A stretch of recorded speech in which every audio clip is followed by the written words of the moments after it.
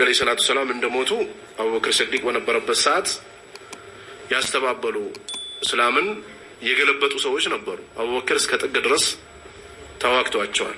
አብዱላህ ኢብኑ መስዑድ እናንተም አዲስ ነገር ታመጣላችሁ ወይ ወህደት ለኩም አላቸው። ለእናንተም ደግሞ አዲስ ነገር ይጀመርላችኋል። የሚጀምር አይጠፋም። መጀመሪያ እስላም እስከ ተኮነ ድረስ ወይም ደግሞ መጀመሪያ ሱንይ እስከ ተኮነ ድረስ እስከ መጨረሻው ድረስ ይዘልቃል የሚባል ነገር የለም። ሰው ሱና ላይ ነበረ፣ ነገ ሊከረበት ይችላል፣ አይታወቅም። ከነገ ወዳም ሊሆን ይችላል። ፍትና አይታመንም በሰው ልጅ። ምናልባት በያዘው ሱና ጸንቶ በያዘው መንሀጅ በያዘው አቂዳ ጸንቶ ቀብር ወስደን አፈር ደፍተነበት እስካልተመለስነ ድረስ ከዓለም ባንክ ተነስቶ መርካቶ እስከሚደርስ በማዕከል የትኛው ሙብተዲ አግኝቶት አቅሎ ሊቀይረው እንደሚችል አናውቅም። ወይ ሰላቶችን ለመስገድ ከሚገባባቸው መስጂዶች ውስጥ አንድ ሙብተዲ ተነስቶ በሚናገረው ንግግር ቀልቡ ተቀይሮ ሙሉ በሙሉ ሱና ሊያስጠላው እንደሚችል አናውቅም። ነቢዩ አለይሂ ሰላቱ ወሰላም ያ ሙቀሊበል ቁሉብ ሰቢት ቀልቢ አላ ዲኒክ ይሉ ነበር።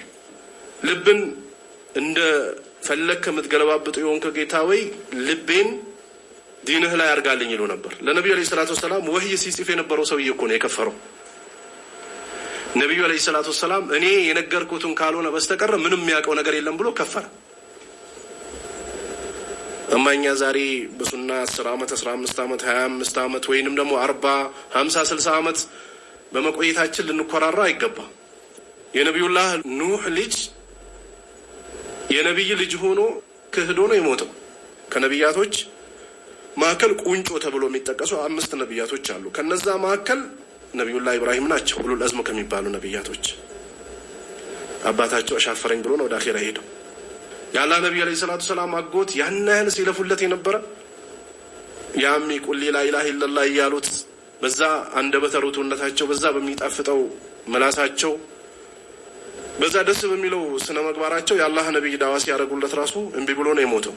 የአላህ ነቢይ ተረከዞቹ ላይ የጀሃነም ፊም ተተክሎለት ራሱ ይንተከተካል አለ።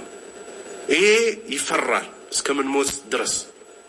ለዚህ ነው የአላህ ነቢይ አለይሂ ሰላቱ ወሰላም መን ካነ አኺሩ ከላሚሂ ላ ኢላሀ ኢለላህ ደኸለል ጀና፣ የመጨረሻ ከዱንያ ሲሰናበት ላ ኢላሀ ኢለላህን አጽድቆ በነበረበት እምነት ላይ ወደ አኺራ የሚሸጋገር ከሆነ ጀነት ገባ አሉ። እቺ ቀላል አይደለችም፣ ብዙ ልፋት ትፈልጋለች። ስለዚህ የሰውም ልጅ አቂዳውና መንሃጁ ውስጡ ላይ የያዘው እምነት የሚለካው በዛው እምነቱ ቀብር እስከገባ ድረስ ብቻ ነው። እማ መጀመሪያ በነበሩበት መሞገስና መወደስ ፋይዳ የለውም። ስንትና ስንት ሰዎች ብዙ ሰዎች ፊት ለፊት ቁጭ ብሎ ስለ ሱና፣ ስለ አቂዳ፣ ስለ ተውሂድ፣ ስለ ላ ኢላሀ ኢለላህ ዝርዝር